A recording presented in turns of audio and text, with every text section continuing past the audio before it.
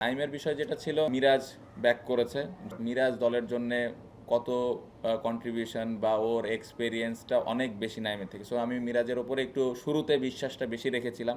বিজয় ভাইয়ের বিষয়টা আপনি যদি বলেন, 9,000 ফার্স্ট ক্লাস রান, 24টা 100, 49টা 50। সো এরকম একটা এক্সপিরিয়েন্স খেলোয়াড়কে চিন্তা করে নেওয়া হয়েছিল। আমরা ওপেনাররা অলওয়েজ স্ট্রাগল করতেছিল লাস্ট কয়েক বছর ধরে। তো আমরা এরকম একজন এক্সপিরিয়েন্স খেলোয়াড় খুঁজতেছিলাম যার পেছনে অনেক রান আছে, যে এক্সপিরিয়েন্স একটু এই ফরম্যাটটাতে। সো এই চিন্তা করে, এটা আমার থটস ছিল, এই চিন্তা করে এই দলে তাকে নেওয়া হয়েছিল। আনফর্চুনেট রেজাল্ট সে দিতে পারে না দলের জন্য, এটা অবশ্যই ডিসঅ্যাপয়েন্টিং। না, অবশ্যই মেনটেন হয়। আপনি যদি লাস্ট 2-1 বছরের টেস্ট টিমটা দেখেন, আমরা বাইরে এসে এখন জিতছি বা ড্র করতেছি। আগের থেকে যদি আপনি বলেন, আগের থেকে বেটার হয়েছে, বাট কনসিস্টেন্সির জায়গাটা ঘাটতি আছে।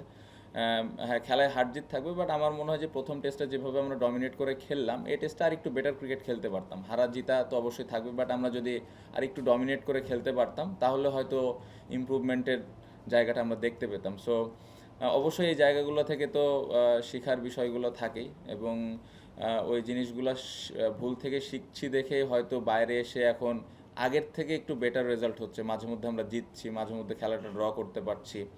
সো এই জিনিসগুলো ইম্পর্টেন্ট। আপনি যদি স্পিনারদের ক্ষেত্রে দেখেন, বাইরে এসে স্পিনাররা উইকেট নিচ্ছে। সো এই পজিটিভ দিকগুলো আছে, বাট আমার কাছে মনে হয় যে প্রথম টেস্টে যেভাবে আমরা খেললাম, এই টেস্টটা আরও ভালোভাবে খেলা উচিত ছিল। বোলিং ডেফিনেটলি আমরা ভালো স্টার্ট করিনি। আপনি যদি দেখেন, আমরা অনেক 4, 5, 6 করেও রান দিয়েছি শুরুর দিকে। সো যখন এই ধরনের মোমেন্টাম একটা ব্যাটসম্যান পেয়ে যায়, তখন ডিফিকাল্ট হয় পরে স্পিনারদের জন্য আসলে ওইভাবে রানটা মেনটেন করা। তো আমরা শুরুতেই ভালো বোলিং করিনি, যেটার কারণে ওরা খুব ফ্রিলি ব্যাটিং করে ফেলেছে। যদি আমরা রানটা একটু কম দিতাম, উইকেট যদি নাও পেতাম, তাহলে হয়তো আর একটু ভালো আশা করতেই পারতাম আমরা। কারণ আপনি যদি দেখেন, গতকালকে 8 উইকেট নিয়েছি আমরা খুব অল্প সময়ের মধ্যে। সো ওই প্রেশারটা বোলিং ইউনিটটা বিল্ড করতে পারে নাই, যার কারণেই ওরা এত লম্বা একটা ইনিংস খেলেছে। নাইমের বিষয় যেটা ছিল, মিরাজ ব্যাক করেছে। যদিও নাইম আগের টেস্ট ম্যাচে খুবই ভালো বল করেছে, বাট মিরাজ দলের জন্য কত কন্ট্রিবিউশন বা ওর এক্সপেরিয়েন্সটা অনেক বেশি নাইমের থেকে। সো আমি মিরাজের ওপরে একটু শুরুতে বিশ্বাসটা বেশি রেখেছিলাম, এবং নাইমকে যখন আমি এনেছিলাম, কারণ ওই সময়টা আমার কাছে মনে হচ্ছিল যে একটু এক্সট্রা বাউন্সের প্রয়োজন, বলটা যখন একটু পুরান হয়েছে। সো ওইটাতে শুরুর দিকে নাইমও স্টার্ট ভালো করে নাই। সো যার কারণেই কন্ডিশনের বিচারে এবং টিমের সিচুয়েশনের কারণে ও একটু দেরিতে এসছে, বাট পরের দিকে আপনি যদি দেখেন, ও খুব ভালোভাবে কামব্যাক করেছে এবং 3টা না 4টা উইকেটও তো নিল। সো এটাই রিজন ছিল। না, অবশ্যই আছে। আসলে কামব্যাকটা তখনই করা সম্ভব যখন ডিফারেন্সটা একটু কাছাকাছি থাকে। আপনি যদি 200 রান 300 রান পেছনে পড়ে যান, তাহলে এটা আসলে কামব্যাক করা খুবই মুশকিল। বোলিং ইউনিট হতে পারে, ব্যাটিং ইউনিট হতে পারে। সো এই জায়গাটাতে যদি দেখা যাচ্ছে 100 লিড পেয়েছে বা 50 লিড পেয়েছে অপোনেন্ট, ওইখান থেকে কামব্যাক করাটা সম্ভব, বা বোলিংয়ের ক্ষেত্রেও সেম। সো এই দিক থেকে অনেক বেশি পেছনে পড়ে গেলে ফার্স্ট ইনিংসে, ওখান থেকে ফেরত আসাটা খুবই ডিফিকাল্ট। ঘরোয়া ক্রিকেটে এই ধরনের চ্যালেঞ্জ খুব বেশি থাকে না। আপনি যদি খেয়াল করে দেখেন, ওদের ফিল্ড প্লেসমেন্ট, ওদের যেরকম ডিসিপ্লিন বোলিং তারা করেছে, এবং ব্যাটসম্যানরা ওরা যেভাবে ব্যাটিং করেছে, এই জায়গায় অবশ্যই তো এরকম চ্যালেঞ্জ আমাদের ঘরোয়া ক্রিকেটে কখনোই থাকে না। এবং এরকম লম্বা সময় ধরে একটা ভালো জায়গায় বল করার অভ্যাসও খুব বেশি বোলারের নেই, বা ওই ধরনের উইকেটও ওইখানে থাকে না। সো সব মিলে ঘরোয়ার সাথে যদি আপনি কম্পেয়ার করেন, অবশ্যই ডিফারেন্স আছে।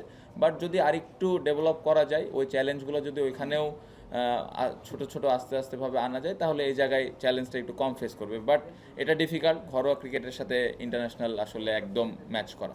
সো এখানে প্লেয়ারদের দায়িত্ব নিতে হবে, প্লেয়ারদেরই বুঝতে হবে যে আসলে আমি কোন চ্যালেঞ্জটা ফেস করবো ইন্টারন্যাশনালে।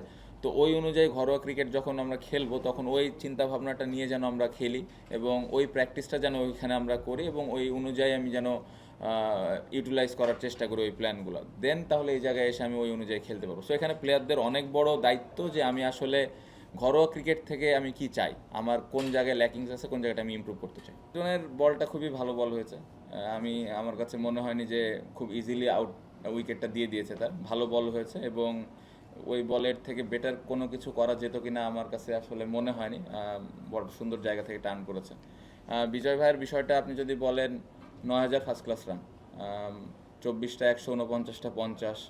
সো এরকম একটা এক্সপিরিয়েন্স খেলোয়াড়কে আমরা কেন দলে নিব না? তো ওই চিন্তা করে নেওয়া হয়েছিল। আমরা ওপেনাররা অলওয়েজ স্ট্রাগল করতেছিল লাস্ট কয়েক বছর ধরে। জয়, জাকির কিছু কিছু ম্যাচ ভালো করেছে, বাট তারপরে দেখা গেছে যে ওরকম কন্ট্রিবিউট করতে পারেনি। তো আমরা এরকম একজন এক্সপিরিয়েন্স খেলোয়াড় খুঁজতেছিলাম যার পেছনে অনেক রান আছে, যে কিনা এক্সপিরিয়েন্স একটু এই ফরম্যাটটাতে। সো এই চিন্তা করে, এটা আমার থটস ছিল, এই চিন্তা করেই দলে তাকে নেওয়া হয়েছিল। আনফর্চুনেট করতে পারে নাই, অপরচুনিটিস ছিল, বাট হ্যাঁ এখন রেজাল্ট সে দিতে পারে নাই দলের জন্য, এটা অবশ্যই ডিসঅ্যাপয়েন্টিং। বাট আমি স্টিল বিলিভ করি যে তার যদি সামনে অপরচুনিটি আসে অবশ্যই সে ভালো কিছু করবে। এবং আমি পার্সোনালি মনে করি যে শুধু তার উপরে দোষটা দেওয়াটা বোকামি হবে। অ্যাজ এ টিম হিসেবে আমরা আসলে এই ম্যাচটা ভালো খেলি নাই। আমার মনে হয় নাইমের বোলিংটা আমরা এই সিরিজ থেকে নিতে পারি।